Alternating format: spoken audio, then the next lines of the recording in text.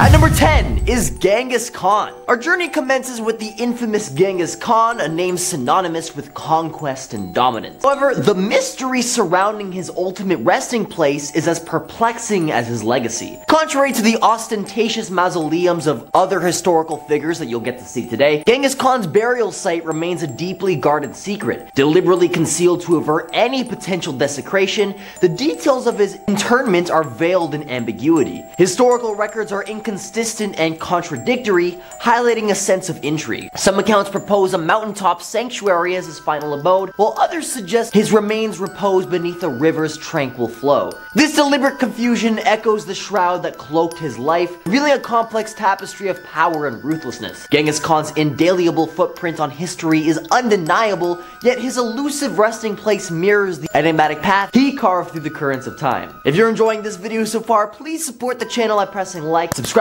to Most Amazing, and ringing that notification bell. At number 9 is Joseph Stalin. In 1953, when Stalin took his final breath, his corporeal form found a home in Moscow's Red Square Mausoleum, nestled beside Lenin. This eerie cohabitation of a man responsible for uncountable demises with a revolutionary leader is a testament to the paradoxes of history. Yet, as social winds shifted, so did the narrative. In 1961, Stalin was unceremoniously ousted from the mausoleum, finding a new repose near the Kremlin wall. Once grandiose homage faded, replaced by a subdued grave, an embodiment of evolving perspectives. Stalin's legacy endures, his sepulture a haunting reminder of the past, where veneration metamorphosized into contemplation and horror dances with history. At number 8 is Osama bin Laden. The name itself conjures a storm of memories and emotions, inexorably tied to the horrors of September 11, 2001. Bin Laden's journey ended not in a grand fortress of evil, but in an inconspicuous compound nestled in Abbottabad, Pakistan. This nondescript hideout, where the orchestrator of one of the world's most infamous acts of terror took his last breath, exemplifies the eerie dissonance between the enormity of his actions and the banality of his surroundings. Following his demise, the United States faced a peculiar dilemma: how to handle the burial of a man responsible for unfathomable suffering,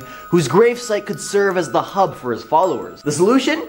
An eerie and unceremonious departure from tradition. See, instead of a terrestrial interment, bin Laden's body found its eternal abode beneath the waves, submerged in the depths of the Arabian Sea. And after a rabbi had proceeded with any rituals ascertaining Osama's faith, as to not stir any more unnecessary anger. Number 7. Mao Zedong. Mao Zedong was a Chinese politician, communist philosopher, military strategist, and revolutionary who was the founder of the People's Republic of China, PRC, which he led as the chairman of the Chinese Communist Party from the establishment of the PRC in 1949 until his death in 1976. Mao sought to protect China from foreign influence and grow China's agricultural and industrial power through a program called the Giant Leap Forward. Now, unfortunately, this initiative was a huge failure that caused widespread famine and economic collapse. Then, Mao's government tried to cover up the failure. Anyone who spoke out against the program was labeled as a right opportunist and would be arrested or have their life ended. In the end, over 45 million people died under his leadership. Now, hey, there's nothing wrong with owning up to your mistakes, and I think that's something Mao should have done instead of trying to just gaslight everyone. Number 6. Elizabeth Báthory. Elizabeth Báthory was a Hungarian noblewoman and alleged serial slayer from the family who owned land in the Kingdom of Hungary, now Slovakia. Elizabeth and 4 of her servants were accused of tormenting and ending the lives of hundreds of girls and women between 1590 and 1610. Her servants were put on trial and convicted, whereas Elizabeth was imprisoned within the castle of Sajay.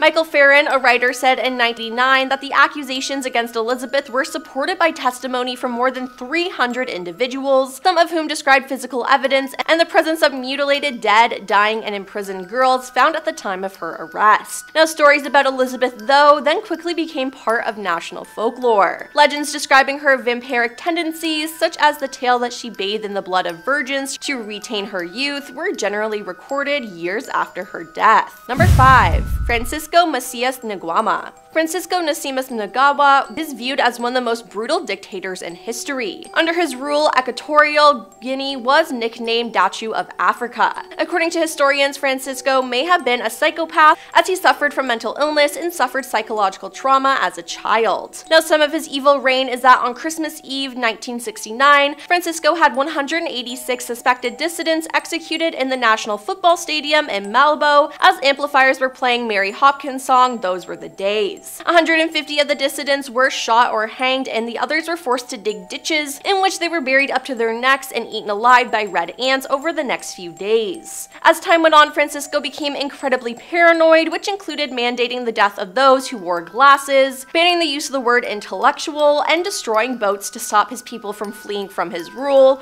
and fishing was banned. He was known to order entire villages to die just to eliminate one suspected dissident. His prisons, most importantly Black Beach, were notorious for human rights abuse, as prisoners were humiliated, starved, tormented, and had their lives ended without due process. Number 4. Leopold II of Belgium. Leopold II of Belgium was the second king of the Belgians from 1865 to 1909 and the founder and sole owner of the Congo Free State from 1885 to 1908. Disguised his work and made it seem humanitarian, whereas he had sinister motives and was using forced labor to move Congolese resources. Leopold II took ownership of Congo and treated it like his personal property, as he referred to himself as the proprietor, and in an attempt to govern the people and their land, all sorts of inhuman and unthinkable methods were used. Now, sadly, Congo was looted and exploited for its natural resources, ivory, and rubber. Leopold II was a brutal slave master, and by the time he was done with Congo, the country had lost a lot of its people. Now, otherwise known as the Butcher of the Congo, Leopold II constantly enslaved and exploited the people, and the people were forced to work without pay, and he would amputate the hands of men, women, and the young when the quota of rubber was not met. By the end of his rule, about half of the population was dead. Number 3. Rafael Trujillo Molina. Rafael Trujillo Molina was a Dominican dictator who ruled the Dominican Republic from August 1930 until his assassination in May 1961. He served as president from 1930 to 1938 and again from 1942 to 1952, ruling for the rest of the time as an unelected military strongman under figurehead presidents. Now, his rule of 31 years is considered one of the bloodiest and most corrupt regimes in the Western Hemisphere and centered around a personality cult of the ruling family. Rafael's security forces were responsible for as many as 50,000 deaths. His domestic policy was built on terror, fear, and total compliance with his will. People called him El Jefe, the chief or the boss, and were utterly obedient towards him and his regime. Resistance was dealt with harshly, and any rebel usually ended up disappearing from the face of the earth. He also hated Haitians, and he ended the lives of every immigrant who was brave enough to speak negatively about the regime and Dominican Republic outside of the country. Almost nobody was safe in their asylum, and no Dominican citizen could leave the country without Rafael's permission. He simply knew everything about everyone and was like a big brother figure.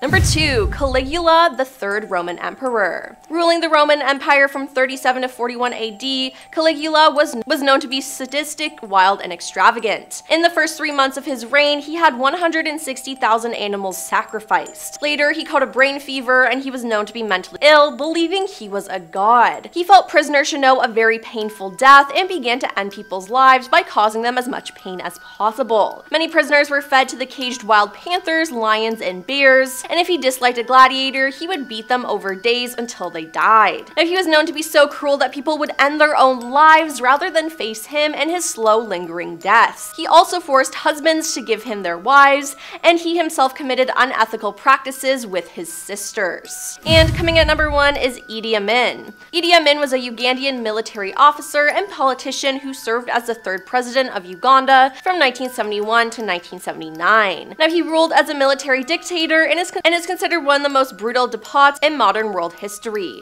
In addition to having his political rivals and government officials taken out, he also turned on ordinary civilians as farmers, students, and even religious figures. Amin would order public executions by firing squad for anyone he felt was plotting against his regime, and even had them televised. He'd have all of his victims' bodies tossed into the Nile, literally creating a bloodbath, and bodies were constantly seen floating down the Nile from Uganda, and at times a dam unlocked Lake Victoria would be so clogged by bodies that it would cause power outages. Now, Amin was also rumored to have kept some of his victims' heads in his refrigerator and eat human body parts. His former health minister, Henry Kirby, said, "On several occasions he told me quite proudly that he had eaten the organs or flesh of his human victims. He was quoted as saying, 'It's not for me, I tried human flesh and it's too salty for my taste.'" Starting off this countdown, we have Lyle Stevick. On September 14th, 2001, a man going by the name Lyle Stevick checked into a motel in Grays Harbor, Washington. The guy appeared to be in his 20s and claimed that he was from Idaho. He told the concierge that he was planning on staying for a couple of days, but only paid for one evening. 3 days later, his body was found in his room.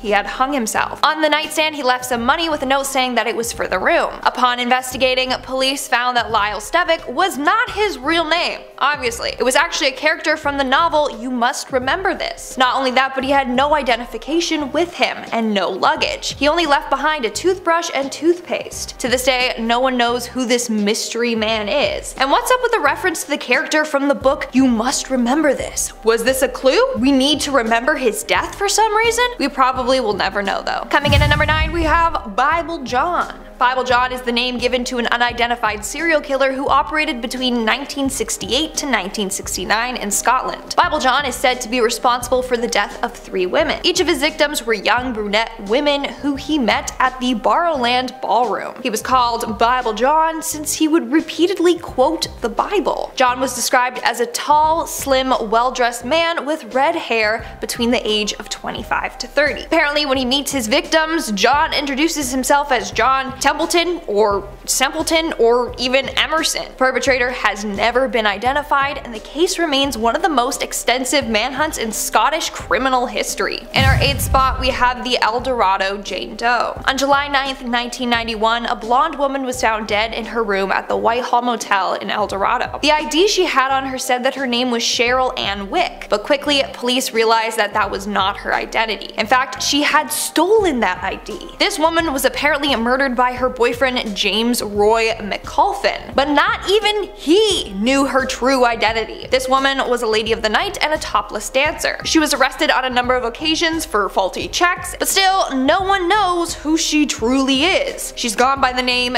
Kelly Lee Carr, Shannon Wiley, and Mercedes, but these are all fake names. When police found her, she had a Bible in her possession. The Bible contained the names of families that she had lived with for a while. After exhausting a number of leads, the case went cold. Investigators have never been able to uncover her true identity. Coming in at number 7, Vlad the Impaler. Born in 1431, Vlad was the son of Vlad Dracul, ruler of Wallachia, and became the leader himself in 1448 after being imprisoned by the Ottoman Empire. While many saw him as a hero, his unmatched cruelty and penchant for barbaric executions, often against his own people, contributed to his reputation as one of history's most cold-blooded leaders. Vlad was known to perform disembowelment, beheading, and even skinning or boiling his victims alive. Still, his preferred method was impalement, as his nickname hints at. After one famous military victory against the Ottoman Turks, Vlad supposedly had around 20,000 men impaled on the banks of the Danube. When the second wave of invaders arrived, they are said to have immediately retreated upon seeing the grotesque forest of corpses. According to some accounts, Vlad also enjoyed dining among the thousands of impaled bodies and would even dip his bread into the blood of his victims. Coming in at number 6, Dr. Sigmund Rascher. There were many evil scientists researching cruel experiments during World War II, and one of the worst doctors of the time was Dr. Sigmund Rascher. When he joined the army, he asked the leader if human subjects could be provided at his disposal, and by 1942, his wishes were granted. He began conducting experiments in in pressure chambers where he would simulate a high altitude and then quickly alter the pressure to simulate the conditions of a pilot free falling with no oxygen. But he was most well known for his cruel freezing experiments on 300 prisoners, supposedly to figure out the best way to warm up soldiers who experienced hypothermia. To do so, he would either force his victims to remain outdoors, completely naked in freezing temperatures for up to 14 hours, or would place them in tanks of ice water for 3 hours, measuring their pulse and internal temperatures all the while. From there, he would warm up the victims, experimenting with a variety of different temperatures, including boiling water, often causing further harm. Along with his freezing experiments, Sigmund would administer polygol, a substance to aid blood clotting, and then shoot or amputate a limb on his victims to see the speed at which they would bleed out. I mean, it wouldn't be hard to imagine a deal with the devil in his case. Coming in at number 5, Warren Jeffs. Although now he's in prison serving a life sentence for his crimes, members of the FLDS still consider Jeffs the leader and prophet, believing he was wrongly convicted, which is insane if you know the backstory. So the FLDS, or Fundamentalist Church of Jesus Christ of Latter-day Saints, is an extreme denomination of the Mormon Church that separates itself entirely from secular life. Their belief is that in order to get into the highest rank of heaven, you must have at least 3 wives. But realistically, the more you have, the better in their eyes. Now, there is a lot to unpack with this entire denomination. Honestly, I could write a whole video on it alone. But essentially, under Warren Jeffs' leadership, the FLDS came under fire as a hate group and a funnel for underage marriages. Prior to his arrest, it was believed that Warren had 87 wives, many of which were not of legal age to marry, and he was not the only one to be in a similar situation. Using the excuse that it was God's will, he routinely married off young teenage girls with very old men, and even created a temple to have his way with any girl he pleased. Ironically, while this was happening, he was sneaking off the commune to gamble, pay for sexual services, and romp around the secular world, living the life he preached was sinful, while committing actual sins in his own community. Coming in at number 4, Jim Jones. If you've ever heard of the term drinking the Kool-Aid, this man is why. Growing up, Jones's life was hard. His father was a disabled war vet in and out of hospital, and his mother was all around neglectful. So Jones was pretty much left to his own devices. Looking for a family, he began to develop a community at his local church, but sadly, it turned into a much darker obsession. He began to study and idealize fascist leaders and dreamed of becoming a preacher just like them. As an adult, he worked as a minister and began claiming to have psychic and healing powers until eventually he started his own religion, the People's. Sadly, he became drunk on power, and the next thing you know, he was calling himself a prophet and began hoarding the cult members' money for his own gain. By 1977, he immigrated the commune to Guyana and called it Jonestown, but a congressman named Ryan was onto him and went to investigate allegations of human rights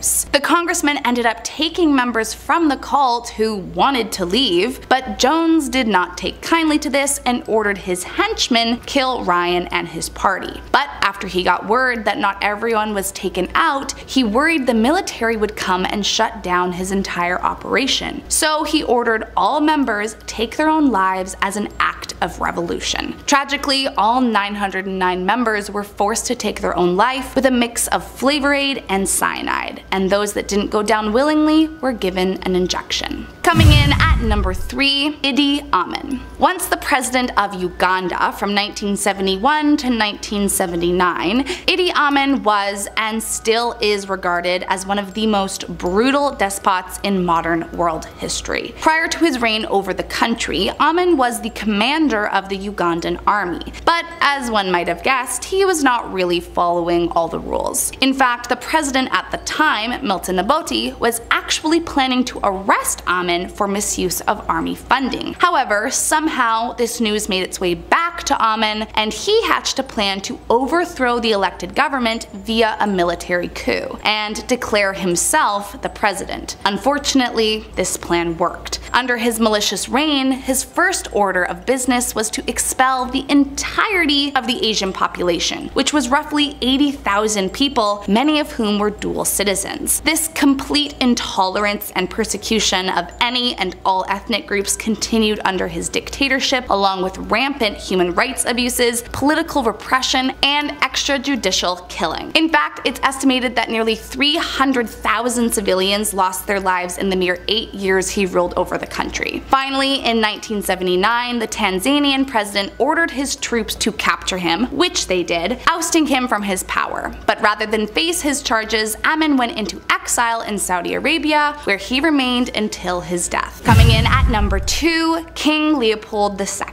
The King of Belgium from 1865 to 1909. In Belgium, he is often referred to as the Builder King, as he commissioned a great number of buildings, urban projects, and public works. But he also has another, not so flattering title, the Butcher of Congo. You see, as was unfortunately all too common at the time, King Leopold, with the help of other colonial European nations, claimed Congo for himself and began extracting the natural resources for his own gain. Initially, he was after ivory, but soon he discovered it was ripe with rubber, and so he ordered the native population into forced labor to harvest and process it for him. Not only that, but if the quotas were not met by his slaves, he would hurt, kill, and even amputate the hands of anyone he pleased to send a message. Ironically, he never set foot in the Congo, yet he was responsible for an estimated 10 million deaths. Eventually, word got out of his atrocities after African-American politician and historian George Washington Williams visited the land and wrote an open letter describing the practices as crimes against humanity, and the outside pressure forced him to sell the land. And last up in our number 1 spot, Pol Pot. Leader of the notoriously cruel communist movement Khmer Rouge from 1975 to 1979, Pol Pot is among some of the most evil leaders in history. During his short but radical rule, the entire country was isolated from all foreign influences. This included closing schools, hospitals, factories, banks, and foreign agriculture, as they believed this would stimulate the rebirth of the country. But of course, all it did was send it into a desolate famine and poverty. The population was forcibly moved to the countryside, where they were ordered to work on collective farms, but with the economy collapsing, people in the country were starving. Still, they could not forage for food. In fact, anyone who disobeyed the orders were killed. Well, actually anyone who was educated or spoke an opposing thought was killed. And in just 4 years,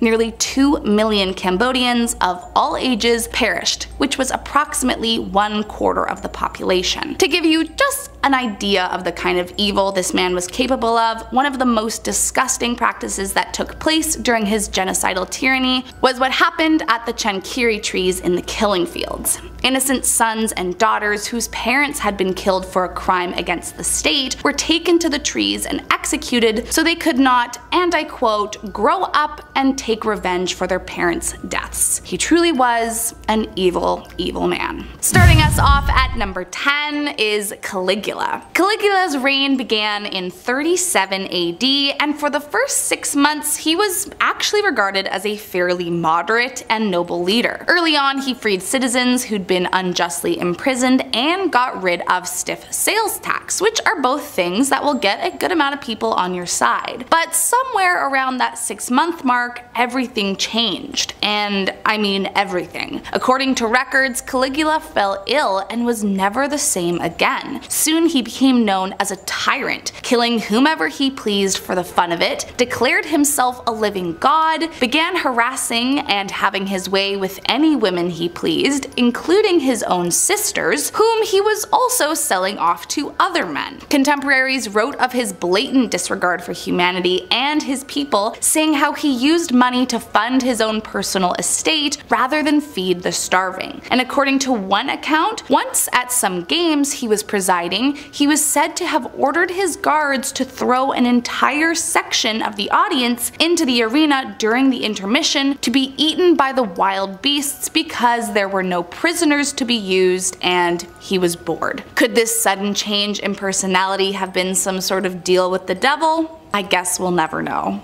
Coming in at number 9, Timur. Founder of the Timurid Empire in what is now a mixture of modern-day Afghanistan, Iraq, and Central Asia, Timur was an undefeated military commander who reigned from 1370 to 1405. Now, although he is regarded as one of the greatest military leaders in history, he was also incredibly brutal to his enemies. So depending on who it is you are talking to, there are a couple of different opinions on just how great of a guy he was. For example, in present-day Afghanistan, he ordered the construction of a tower made out of live men, each stacked on top of one another and cemented together with bricks and mortar. Another instance of brutality was when he ordered a rebellion be punished and 70,000 heads of the rebels were built up into a minaret. So you definitely did not want to be on his bad side, let's just say that. However, the part that has made some people wonder if he danced with the devil to acquire all that power came when his tomb was exhumed in 1941, and allegedly the phrase, "When I rise from the dead,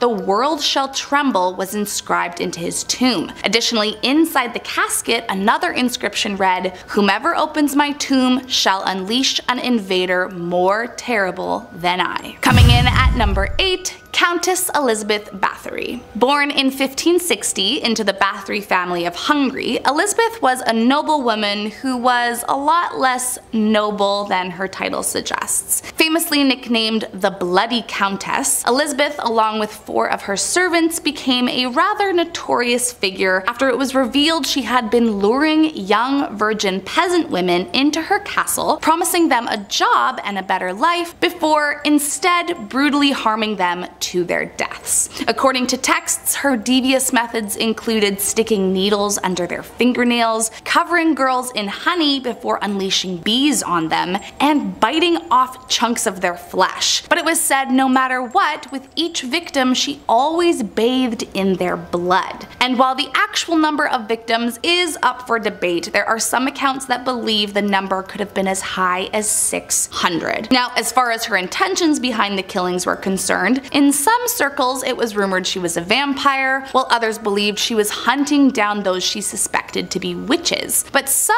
think it was some kind of deal she made with the devil to stay young and beautiful forever. In the end, the craziest part of the whole ordeal was that she never really had to face the music for her crimes. She simply lived out the rest of her life on house arrest, roaming freely around her castle. At number 7 is Kim Jong-il, the enigmatic and notorious leader who helmed North Korea from 1994 until his passing in 2011. Kim Jong-il's legacy is woven into the threads of oppression, human rights violations, and an insidious personality cult. His reign, characterized by the suppression of dissent and the manipulation of information, earned him a place among history's most nefarious figures. But what about his resting place? It can be found atop the secret Mount Paektu, a formidable stratovolcano straddling the borders of North Korea and China, where Kim Jong-il's mausoleum resides. A monumental structure echoing the orchestrated mythology he meticulously crafted during his lifetime. It's as if his mysterious aura persists beyond the veil of his demise, as his final abode stands as an eerie homage to his reign of fear and control. The chilling resonance of his resting place serves as a cryptic reminder of the enigma that defined his life and the haunting grip he held over his nation. At number 6 is Saddam Hussein. The tale of his afterlife commences in the remote reaches of Tikrit, Iraq. Nestled there in a modest religious structure housing his earthly remains as his final resting place, it's actually the same spot he was born. The eerie tranquility of his burial site bellies the shadows of his malevolent past. Saddam Hussein, the once feared dictator of Iraq, who was sentenced to hanging after being convicted of crimes against humanity by his own people, Saddam ruled through tyranny and oppression. His final abode stands as a somber testament to the far-reaching consequences of his actions. The tomb's benign facade and desolate surrounding offer a stark contrast to the horrors he orchestrated. It beckons contemplation on the profound impact of human behavior in the course of history. And as we ponder this terrifying final resting place, we're reminded of the depths to which humanity can sink. Legacy and cruelty he left behind endures, prompting us to scrutinize the darkness that can reside within individuals and societies alike. At number 5 is Mao Zedong. Mao Zedong stands as a haunting figure responsible for the demises of countless during his reign. The sheer scale of his actions boggles the mind. The Great Leap Forward and the Cultural Revolution, fueled by misguided policies, led to famine, persecution, and devastation. But where does the man who orchestrated such chaos rest now? Mao's final abode is within a grand mausoleum, within a simple stone sarcophagus. Situated in the heart of the Tiananmen Square, his body lies preserved for all to see, invoking a mixture of reverence and unease. It's a paradoxical reflection of his legacy, the once powerful ruler reduced to a silent relic, his past glory overshadowed by the suffering he inflicted. And as we gaze upon the stark memorial, we're reminded that even the most sinister chapters of history find their resting places, etching through the cautionary tales of the annals of time. At number 4, Ivan the Terrible. Now what sets Ivan apart in the annals of history? Well, this 16th century Russian Tsar's reign was a chilling saga of brutality, marked by political purges, cruel tortures. It's no wonder he's earned the moniker the Terrible. As for his resting place, Ivan finds himself entombed in the Archangel Cathedral within Moscow's Kremlin, an architectural masterpiece. This might seem like an extravagant choice for someone with such a dark legacy, but it's a reminder that history, much like human nature, isn't always straightforward. The ornate surroundings mirror the complexity of his actions, a profound reminder that even amidst grandeur, malevolence can take root. At number 3 is Vlad the Impaler, history's very own Dracula, infamous for his brutal reign in the 15th century. His chilling nickname owes itself to his preferred method of execution: impalement. The unsettling final resting place of such individuals raise intriguing questions about the nature of evil. See, Vlad's heinous acts, which included impaling his enemies and displaying them as gruesome deterrents, earned him a place in the annals of history as a true embodiment of horror. The stark contrast between the horrors he inflicted and the serene landscapes that now house his remains makes us ponder the weight of his malevolence. How does one reconcile the darkness that resides within the human psyche with the tranquil surroundings that now envelop these malevolent souls? Chilling reminder that history's echoes linger in the most unexpected places. At number 2 is Pol Pot. His malevolent legacy as the leader of the Khmer Rouge in Cambodia is etched into history's darkest annals. Under his regime, an estimated quarter of the country's population faced unaliveness due to executions, forced labor, and unimaginable suffering. Now about his final abode. It's a peculiar tale that benefits his enigmatic profile. See, unlike the grand tombs of other infamous figures, Pol Pot's resting place is far from ostentatious. Tucked away in the jungles near the Thai border, he was cremated in a rudimentary pit. This unassuming pit serves as a reminder of the profound complexities of evil. See, the man who orchestrated immense atrocities finds himself in a modest grave, prompting contemplation of the legacy of malevolence and the eerie quietude that often follows. And at number 1 is Emperor Nero, a figure whose legacy is shrouded in infamy. A name that sends shivers down the spines of history enthusiasts, was not exactly known for his virtuous deeds. This Roman emperor's reign was marked by a series of ghastly actions that have left an indelible mark on the annals of time. But why the shudder-worthy reputation, you ask? Well, let's start with the infamous Great Fire of Rome in 64 AD. While the city burned, Nero allegedly played his fiddle, a move that became synonymous with apathy and cruelty. What's even more chilling is his response, blaming the Christians and subsequently subjecting them to brutal persecution. But that's not all. Nero didn't hesitate to eliminate his own mother, Agrippina, a move that's a masterclass in matricidal treachery. His questionable artistic pursuits, including singing and racing chariots, added a layer of absurdity to his sinister profile. But now brace yourselves as we approach Nero's final resting place. This is where the story makes a spine-chilling chilling turn. See, picture the mausoleum of Domiti Ahenobarbi, grandiose structure that houses the remains of the infamous ruler. It's quite a spectacle considering the scope of his misdeeds. Coming in at number 10 is Nikolai Yezhov. Nikolai Yezhov was a Soviet secret police officer including at the height of the Great Purge. He organized mass arrests, tormented, and executions, but then he fell from Stalin's good graces. He was arrested and subsequently admitting in a confession to a range of anti-Soviet activity, including unfounded arrests during the Purge. He was executed in 1940 along with others who were blamed for the Purge. Now Nikolai wasn't only ousted, executed, and disgraced along with his family, he was then methodically erased from photographs where he had previously appeared with his commander. Overnight, Nikolai went from one of the highest officers in a powerful New World Order to a shadow in a poorly lit photo and a name no one dared to utter. Now, Nikolai wasn't the only person to receive this Photoshop treatment, as it was common in the communist government to deny failures and make inconvenient truths, even people, disappear. Now, the practice has continued in current communist-led governments where rebellious leaders are removed by force and deleted from official documents. Coming in at number 9 is Delphine LaLaurie. Delphine LaLaurie was a sadistic serial slayer socialite who lived in New Orleans. On April 10, 1834, a fire broke out in her mansion's kitchen, and firefighters found a 70-year-old black woman chained to the stove. Now, she appeared to have started the fire in order to attract outside attention, while Delphine was trying to save her furniture. Now, the authorities were led by other slaves to the attic, and they were shocked. Disfigured and maimed slaves were chained to the walls or floors. Several had been subjects to medical experiments, most likely performed by her husband, who was a doctor. One man appeared to be part of some bizarre change. A woman was trapped in a small cage with her limbs broken and reset to look like a crab, and another woman with arms and legs removed and patches of her flesh sliced off in a circular motion to resemble a caterpillar. There were claims that an elderly man had his face so beaten it was indistinguishable, and one woman had her back wounded to the point where her bones were visible. Some had their mouths sewn shut and starved to death, others had their hands sewn to different body parts, and most were found dead, and the remaining that were alive were begging to die to be released from the unbearable pain. Now, LaLaurie and her husband fled by boat before she could be brought to justice, leaving the butler, who also participated, to face the wrath of a mob that had gathered outside. Number 8.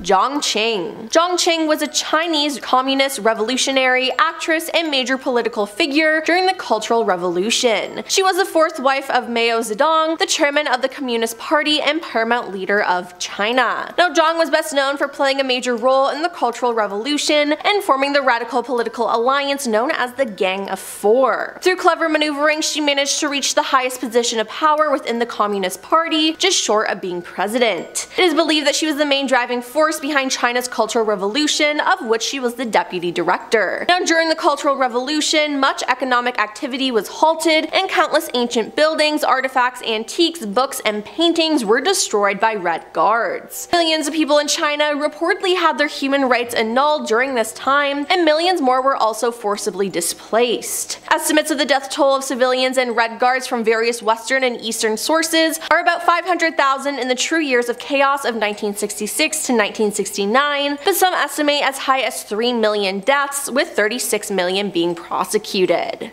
In our number 7 spot today, we have Caligula. Caligula, who is formerly known as Gaius, was the third Roman emperor from 37 AD to 41 AD.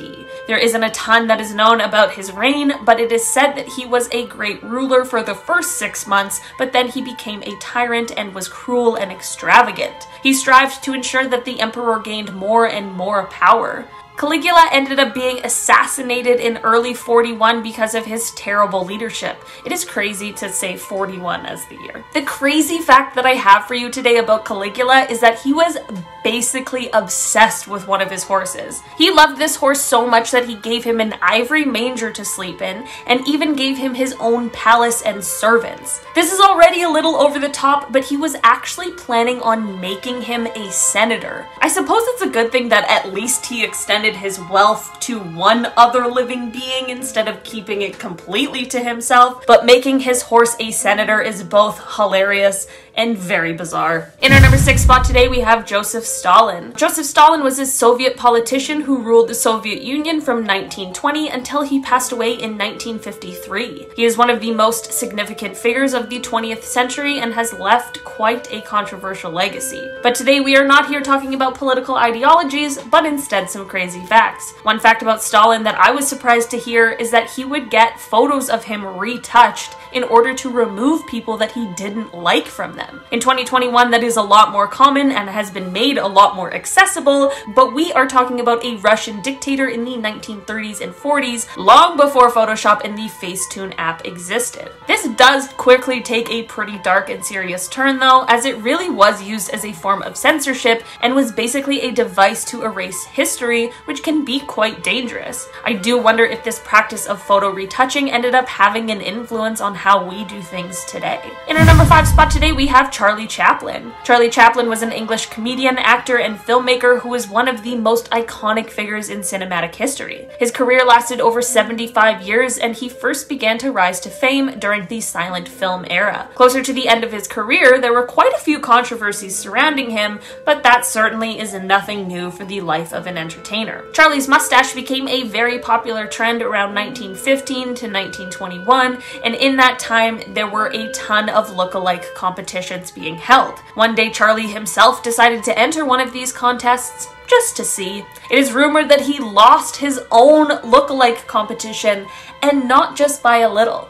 Apparently, Charlie ended up coming close to last in this competition, which I'm not even sure how that is possible. There is little anecdotal evidence of this story, which leads some people to believe that it is an urban legend, but I do like to believe that this one is true. In our number 4 spot today, we have George Byron. George Byron was an English poet and politician who lived from 1788 until 1824. He is one of the best-known poets from the Romantic movements and is still regarded as one of the greatest English poets of all time. George was leading a campaign in the Greek War of Independence against the Ottoman Empire when he passed away from a disease. When he was a young man and was attending university, he made quite an interesting move. The university had a rule that no dogs were allowed on the premises. A fair enough rule, and one that George would abide by. Although he couldn't bring a dog, the school didn't say anything about any other animals, so naturally George returned to school with a pet bear. The ethics of a pet bear are extremely questionable, but this happened 200 years ago, so we'll let that one slide for now. I feel like this type of move would not fly in 2021 for a multitude of reasons, but you truly cannot be mad at George for finding the loophole. In our number 3 spot today, we have Pope Formosus and Pope Stephen VI.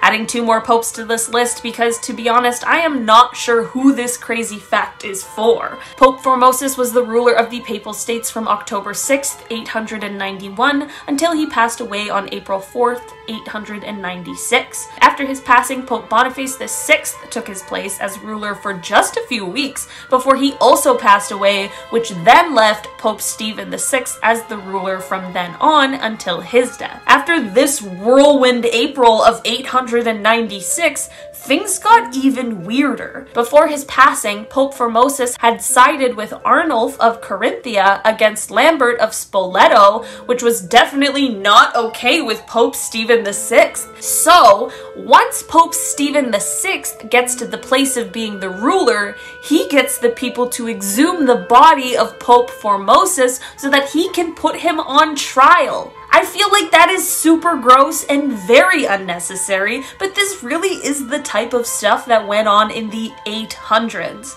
They propped the body up for trial and had a deacon answer questions for him since he obviously was unable to do that himself. They ended up finding the corpse guilty, which seems a little unfair, and they actually went as far as to strip the body of its sacred vestments, took 3 fingers from the right hand as they were the blessing fingers, and then they dressed the body in regular people clothes instead of the clothing of a pope, and then they reburied the body. If this poor man's body hadn't been through enough though, it was later re-exhumed and thrown in the Tiber. If this story wasn't already wild enough, this whole debacle is actually what would later end up getting Pope Stephen imprisoned and killed. In our number 2 spot today, we have Thomas Edison. Thomas Edison is of course one of the most well-known American inventors for quite a few different innovations. The founder of Ford Motor Company, Henry Ford, actually worked for Thomas at the Edison Illuminating Company in the 1890s. Henry certainly admired Thomas and was excited when he got the chance to meet him. When Harry met him, he made sure to explain to Thomas the plans that he had for his new automobile, and this conversation was what really inspired Henry to make his prototype of the Model T. From then on, the pair shared a friendship and kept in contact. In 1931, Thomas passed away after complications with diabetes. It turns out that as he was passing, Henry had convinced Thomas's son to hold a test tube to Thomas's mouth so as to catch his last breath. There are a lot of people who believe that this was Henry's attempt at catching his soul as it left his body, but that theory makes me a little uncomfortable. The test tube that was used to capture his last breath has made its way to be on display at the Henry Ford Museum that is located in Detroit.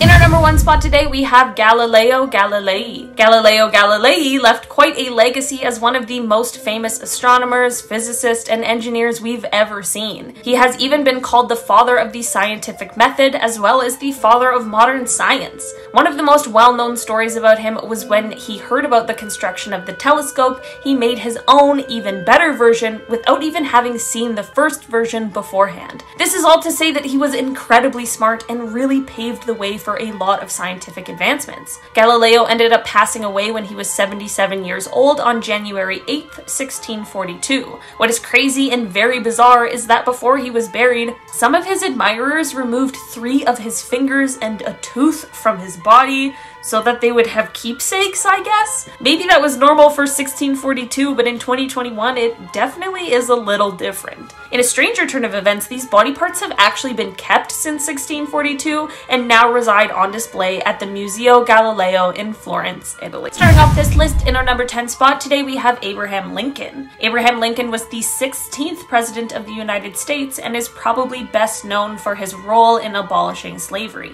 If you learned about American history in school, there is a good chance that Lincoln was included. One thing that is certainly quite a bit less well known about him is the fact that before he became a president, he was actually a champion wrestler. He was a larger man than I expected, standing at 6 feet 4 inches tall. He actually took part in around 300 matches, so it wasn't like this was just a small part of his life either. I'm not incredibly well versed in the world of wrestling, especially wrestling in the 1830s, but apparently he was quite a tough opponent and put up a very good fight. In our number 9 spot today, we have Pope Gregory IX. Before I dive into this one, guys, please don't forget to hit the thumbs up button if you're enjoying the video so far, because it really helps us out. Pope Gregory IX was the Bishop of Rome and was the ruler of the Papal States from 1227 until his passing in 1241. The Papal States were a series of territories in the Italian peninsula that were under direct rule of the Pope from the 8th century all the way until 1870. Anyway,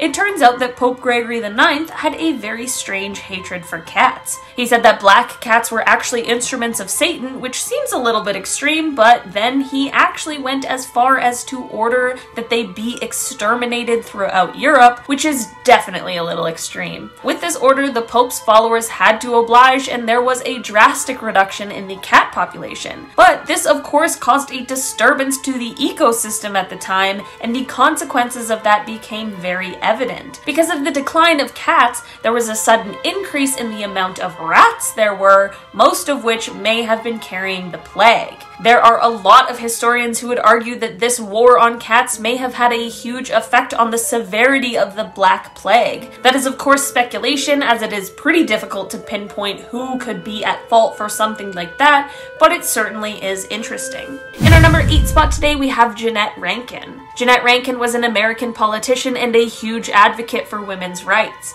She was a pacifist who voted against both the declaration of war on Germany in 1917, as well as being the only member of Congress to vote against the declaration of war on Japan in 1941. There are quite a few crazy facts about Jeannette, such as the fact that she is the only woman from Montana to be elected to Congress, but one of the craziest facts about her is that she became the first female member of Congress in 1916, which was 4 years before women even had the right to vote. This is absolutely insane to me. She was of course incredibly instrumental in helping women get that right, and she actually introduced the legislation that became the 19th Constitutional Amendment, which granted women the unrestricted right to vote. I certainly am grateful for the work Jeanette did to help women's rights over her 60-year political career, and she certainly left quite the legacy. In our 7th spot, we have the Huntington Beach Jane Doe. On April 1st, 1990, a young woman walked out into the middle of the highway in Huntington Beach, California, and was instantly struck and killed. This woman had no ID on her, but she wore something very unusual. It was a ring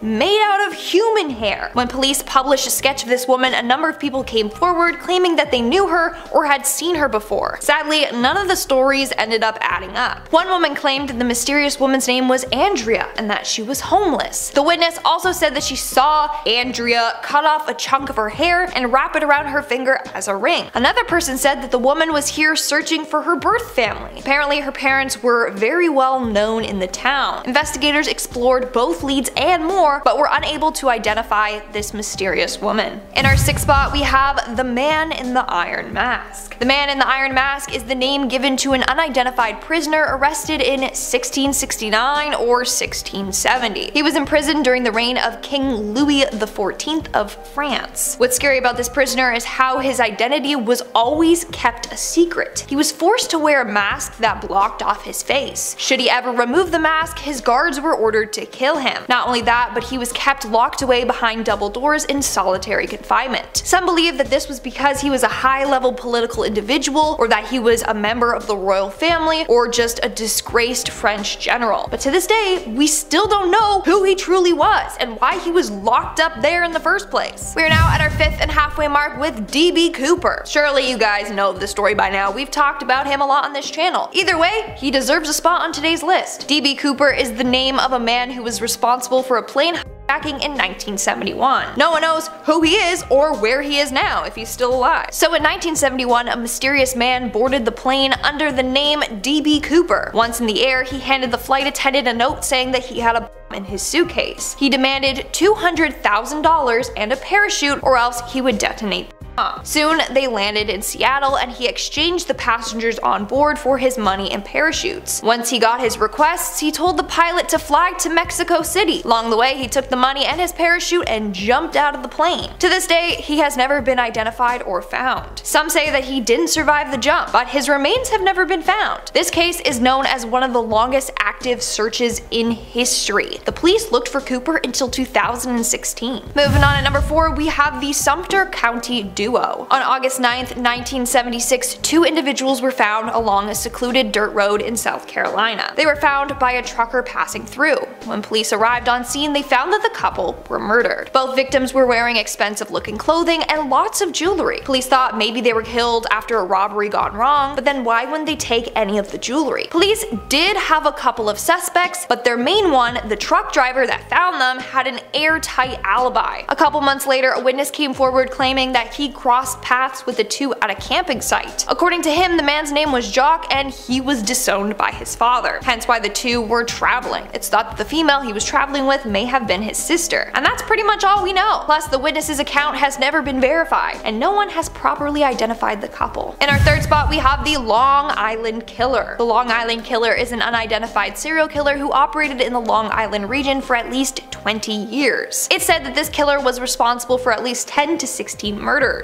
What makes this killer hard to catch is that we know very little about him. Authorities believe that he is likely a white male in his mid-20s to 40s, so you know, that really narrows it down. Not only that, but they believe he is very well educated with how the police and investigators work and what techniques they use, which is why he's been able to avoid getting caught. Maybe he's a police officer. Wouldn't be the first time. Anyways, it's believed that the Long Island Killer's latest victim was Natasha Jugo in 2013. This makes him one of the most recent unidentified serial killers. Coming in at number 2, we have the Unknown Woman of the Seine. Apparently in the late 1880s, the body of a young woman was found at the bottom of the River Seine in Paris. There was no signs of foul play, so it was thought that the woman took her own life. Here's where it gets a little weird though. When her body was put on display in the morgue, pathologists saw her and was like, oh my god, she's beautiful, I need to make a cast of her face. And that's literally what he did. But it gets worse. Other people saw the cast and were like, oh my god, she's beautiful, I need one. one. So more and more plaster casts were being sold in like markets and shops. In the 1960s, the mask was used as the head for the first CPR mannequin, and she became the most kissed face of all time. Now take it in that this all started because someone died and a man was like, wow, she's beautiful. We don't even know who she is or how she even died. And I bet this woman never knew the impact her face was gonna have. And in our number one spot today, we have the Tiananmen Square Tank Man. This has got to be one of the most famous images in history. It was taken in 1989 after the Tiananmen Square massacre in China. A day after this attack, the Chinese military sent in more reinforcements. On June 5th, a lone man decided to stand directly in the path of oncoming tanks. When the tanks tried to maneuver around him, he would step directly in front of them. He continued to do this for quite some time before he was ushered away by some people. To this day, no one knows who this tank man is or what happened to him. Some say that he was executed by the government shortly after his stunt. Others say that the government went looking for him but couldn't find him. To this day, the tank man is a symbol of protest. Coming in at number 1 is Joseph Mengele. Joseph Mengele was a German officer and physician during World War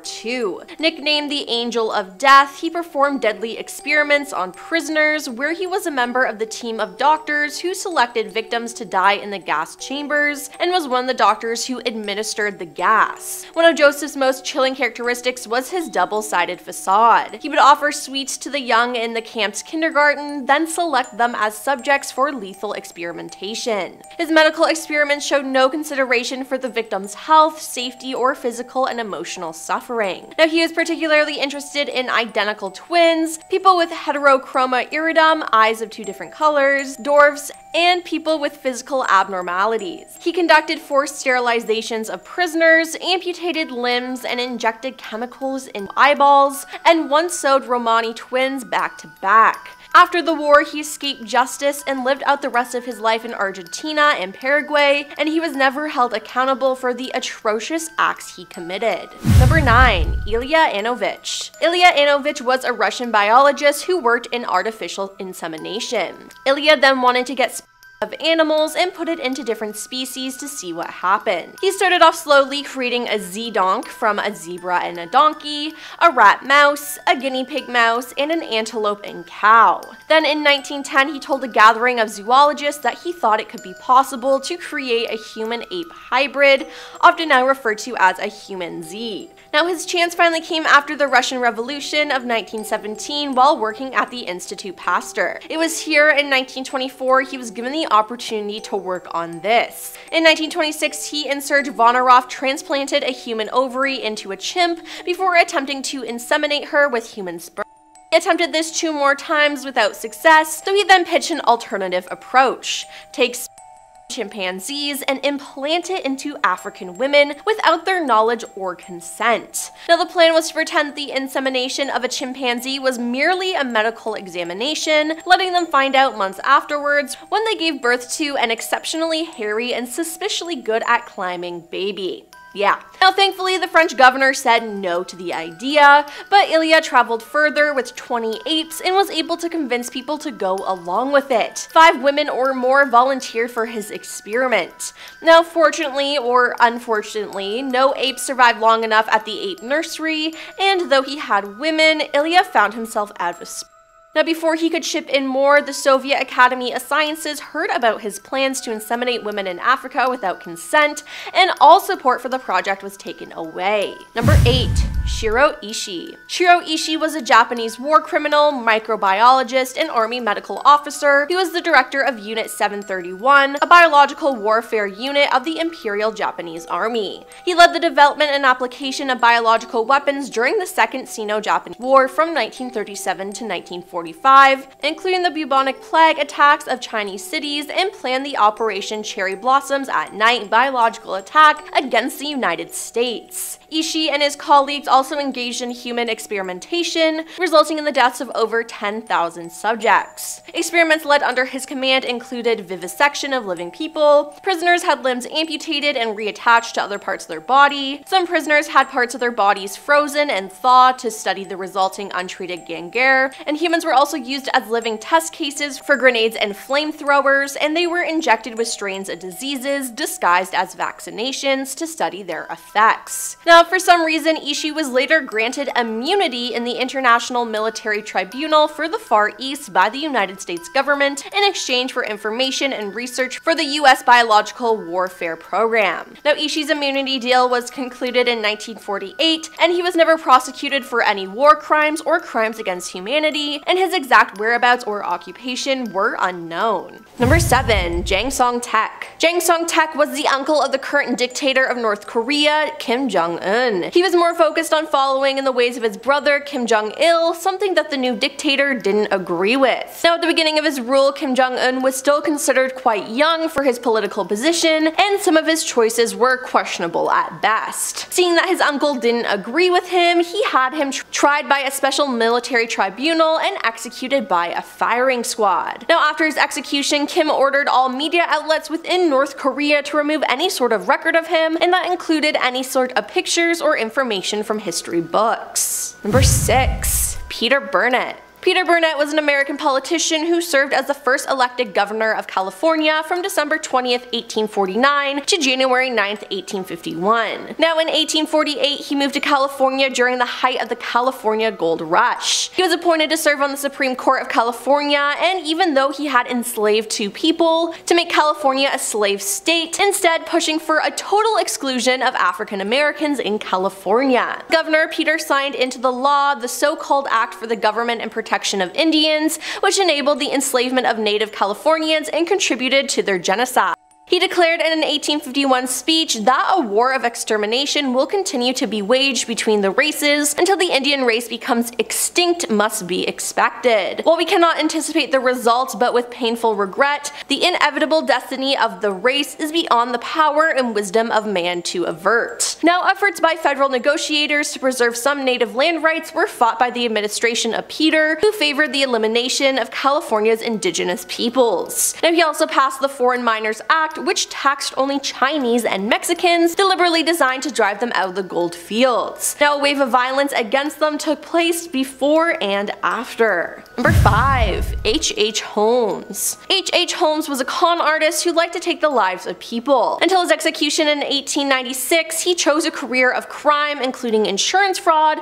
3 to 4 illegal marriages, horse theft, and ending the lives of many. He claimed to have ended the lives of 27 people before he was arrested, tried, and executed. He constructed a hotel of horrors, later known as the Murder Castle, to target guests visiting the Windy City during the 1893 World Fair. Now, the building was equipped with soundproof rooms and had gas lines that could be used to asphyxiate guests. It also had trap doors and a secret series of tunnels that Holmes could use to spirit away their bodies, which he was believed to have dissected and sold. Now, in the basement were a dissecting table, stretching rack, and industrial oven. On May 7th, 1896, Holmes was executed, and in 2017, amid allegations that Holmes had in fact escaped execution, his body was exhumed for testing. Due to his coffin being contained in cement, his body was found not to have decomposed normally. His clothes were almost perfectly preserved, and his mustache was found to be intact. Now, his body was positively identified by his teeth as being that of Holmes, and he was then reburied. Number 4. Ante Pavelic. Ante Pavelic was a Croatian politician who founded and headed the fascist ultranationalist organization known as the Ustashi in 1929 and served as a dictator of the independent state of Croatia, also known as the NDH. Ante and the Ustashi prosecuted many racial minorities and political opponents in the NDH during the war, including Serbians, Jewish and Roma people, and anti-fascists, becoming one of the key figures side of Serbians. At the behest of the German, senior Ustaše Slavo Kosmic declared the NDH's establishment on April 10, 1941 in the name of Ante. Ante then returned from Italy and took control of the puppet government. He created a political system similar to that of fascist Italy and Germany. After taking control, Ante imposed largely anti-Serbian and anti-Semitic policies that resulted in the deaths of over 100,000 Serbians and Jewish people in concentration and extermination camps in the NDH, which resulted in the torment and deaths of several 100,000 Serbians, along with tens of thousands of Roma and Jewish people. Now, following the surrender of Germany in May 1945, he fled, and ironically, on April 10, 1957, a Serbian hotel owner attempted to end his life by shooting. him. Now, initially surviving, the resulting injuries would lead to his death on December 28, 1959. Number 3. General Yahya Khan. General Yahya Khan was a Pakistani military officer who served as the 3rd president of Pakistan from 1969 to 1971. Now, he also served as the commander-in-chief of the Pakistan Army from 1966 to 1971. Now, along with Tika Khan, he is considered the chief architect of the 1971 Bangladesh genocide. Yahya Khan's presidency oversaw marital law by suspending the constitution in 1969. Holding the country's first general election in 1970, he delayed the power of transition, and in March 1971, Khan ordered Operation Searchlight in an effort to suppress Bengali nationalism. This led to the Bangladesh Liberation War in March 1971. Now, Khan was central to the perpetration of Bangladesh genocide, in which around 300,000 to 3 million Bengalis died, and between 200,000 to 400,000 women were taken advantage of. In December 1971, Pakistan carried out preemptive strikes against the Bengali allied Indian Army, culminating the start of the Third Indian-Pakistan War. Now, the wars resulted in the surrender of Pakistan, and East Pakistan seceded as Bangladesh. After Pakistan's surrender, Khan resigned from the military command and transferred the presidency. Khan's short regime is regarded as the leading cause of the breakup of Pakistan. He is viewed negatively in both Bangladesh, being considered the chief architect of genocide, and in Pakistan. Number 2. Pol Pot. Pol Pot was a Cambodian revolutionary, dictator, and politician who ruled Cambodia as the Prime Minister of Democrat Kampuchea between 1976 and 1979. He was a leading member of Cambodia's communist movement, the Khmer Rouge, from 1963 to 1997, and served as General Secretary of the Communist Party of Kampuchea from 1963 to 1981. Now, his administration converted Cambodia into a one-party communist state and perpetrated the Cambodian genocide. Pot planned to turn Cambodia into a simple, agrarian, and socialist society. He forced the urban population, such as teachers, doctors, and other professionals, into the countryside, onto collective farms, and executed anyone who complained or broke rules by a pickaxe. There was more than 150 detention centers for any dissidents. S-21, the most notorious one, had 7 survivors out of 20,000. Others were taken to fields, executed, and buried in mass graves. Now, he also outlawed religion, most reading, money, anything private, and strictly governed sexual relations, vocabulary, and clothing. Out of a country of not even 10 million people, it's estimated up to 3 million people died in just 3 years. Number 1. Queen Ravaloa. Queen Ravaloa was known as the Mad Queen of Madagascar, and I feel like that explains a lot. She finally ascended to the throne on August 4th, 1829, where she immediately took out all her rivals. She had expelled the European merchants, teachers, diplomats, and trade deals with Britain and France were immediately cancelled. After one successful battle against an invasion, she slit the heads of Europeans, stuck them on pikes, and lined them in the beaches. Now, she also banned the teachings of Christianity, and she had many evil techniques to punish people, as her descendants and criminals would be dumped slowly in boiling water or oil, or tied down with ropes and burned alive. She would place others into coffins, and some were buried into holes with dirt showered upon them. She sold her subjects into slavery to boost her country's economy, which involved brutal labor conditions, staying far away from homes, and malnutrition-related deaths. Now, these people were either considered traitors, victims of war, non-taxpayers, or Christians who secretly practiced their religion. Her reign brought down the nation's population from 5 million to 2.5 million at the end of her rule.